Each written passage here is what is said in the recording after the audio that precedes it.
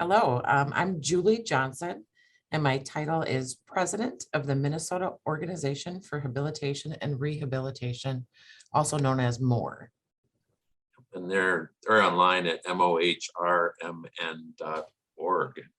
So Disability Services Day at the Capitol. What's that all about? Can you talk about that a little bit? And there was a thing in the news release about waiting lists. Give us a basic rundown of what that is. Sure. So Disability Services Day at the Capitol is our day every year for people with disabilities that we support, day and employment providers across the state. That's who MOHR supports, have the opportunity to share their voice and tell people what they need and let their legislators know what's important to them. So the people that we provide services to, their family, their staff, have the opportunity to go and tell legislators what's important and what's not going well and what is going well. You asked about the waiting list, and that's part of what's not going well for individuals in the state. So more recently did a survey, and there are over 3,500 people who are on our waiting lists. And what that means is that people cannot access services because we don't have adequate staff to get people into services that they want and they need. Their services might be coming to a day service provider. Their services might be finding work in the community. Their service might be going to a group work site and being supported at that work site. It's the opportunity for people to engage in their communities in whatever way is important to them. And without the staff, they're not able to do that. So what's the solution, just in a nutshell, without getting into all the nitty gritty language of the bills?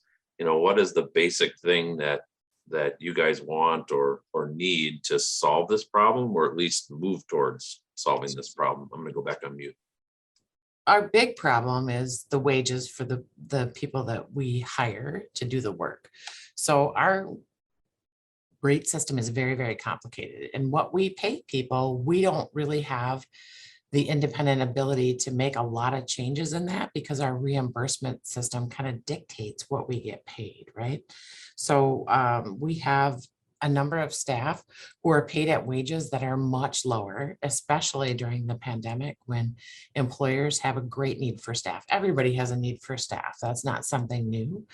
But in our industry, we don't have that flexibility to change our prices and increase our wages for our team members to continue to draw in team members. So those rates are set, and they're set in legislative language. And so until we get changes in that, we're stuck with those wages. So we need long-term action to help us pay people what they need to be paid to draw them into these important services so that people will have the opportunity to access services, and we can stabilize that system so people can live their best life. Nicely said.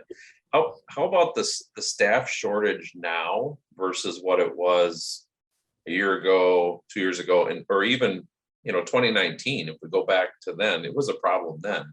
But how is it so much worse now?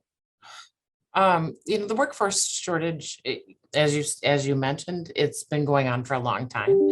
And pre-pandemic, there was a workforce shortage in our industry, and it had a lot to do with wages and just really not recognizing that this is an important job where you can give back to the community and make a difference in people's lives. So we started with a workforce shortage. Our services are licensed services, and they were shut down for a period of time during COVID and then opened back up. And then some providers had to make the decision to close some of their services for a period of time, maybe because their community had a high level of COVID. And during that time, we lost a ton of staff. We lost a ton of staff from the opening and shutting down, and they were on the ground serving people during the pandemic. And some people just didn't want to continue to put themselves at that kind of risk. The other thing that happened during that period of time is, as I mentioned, for-profit employers or retail employers and restaurants, and they're all raising wages, they're adding sign-on bonuses, they're doing all of those things. And they can raise their prices to help pay for some of those increased costs that they have. Day and employment providers did that same thing, but we don't have the ability to change our rates. So at some point, it's just not sustainable to continue to raise wages until we get our rates increased. Great. Can you talk a little bit about why this is all so hard for people with disabilities? I mean, they're at home. And I think of comparing it to folks without disabilities, but I mean, there's mental health challenges and even physical challenges that are happening because people are just, they're not active. They're not only the social isolation, but the physical limitation and so forth. And just how that is not healthy for these folks. Can you talk to that a little bit? Sure. Many of the folks that we support live in a group home setting. And if you've watched the news lately, you know that group homes are experiencing the same workforce shortage that we are. And so group homes are closing, people are at home. So there's a lot of stress at home. There's a lot of uncertainty at home for people. We're also a very interdependent system. So when a provider, a day and employment provider is not able to staff and people can't come to program, or we can't allow them to come back to program, that puts more pressure on a residential provider or a family or whoever, wherever that person lives at home, and gets those additional supports that they need outside their regular day if they're receiving services. So it's just a lot of stress. There's a lot of mental health. There's a lot of uncertainty. Not everybody has the same cognitive level. So some people have difficulty with change. There's a lot of transition problems. They're not getting the supports that they need. People have had to move. Group homes have shut down, so people are moving into new places.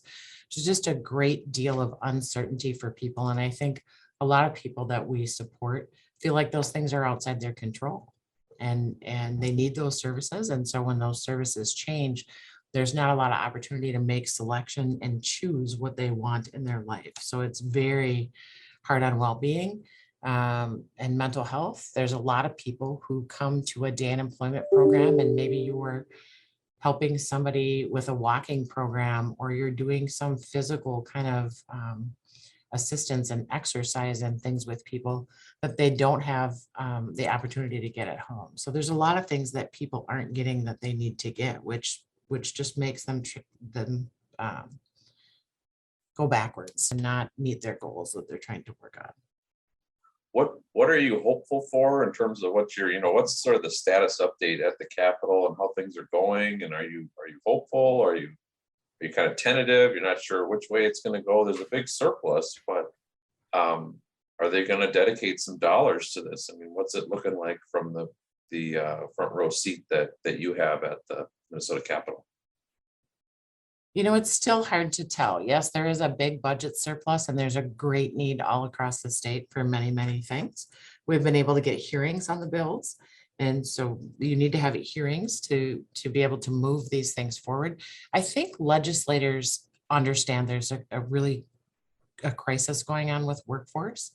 I just know we're really, really expensive. So people need to make a long-term investment here to really make a change that will stabilize the workforce and get people back to the services that they need.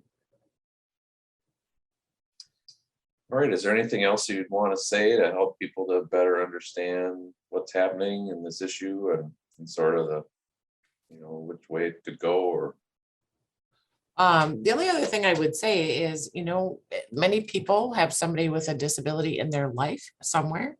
And if somebody is not able to access the services that they need, this is the day. The day at the Capitol is the day to have your voice heard, to let the legislators know. The legislators have a ton of priorities, a ton of things that they need to be subject matter experts on, and they need to hear from you if people are not getting what they need to help them make the best decision they can with the budget surplus dollars that we have.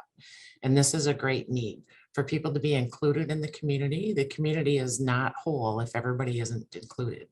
So without some sustainable long-term support, financial support, so that we can raise wages, people will be left out of the community, and that's not good for anyone. great, thank you very much, Julie, and look forward to hearing more about what happens, and hopefully there'll be some good results. Thanks.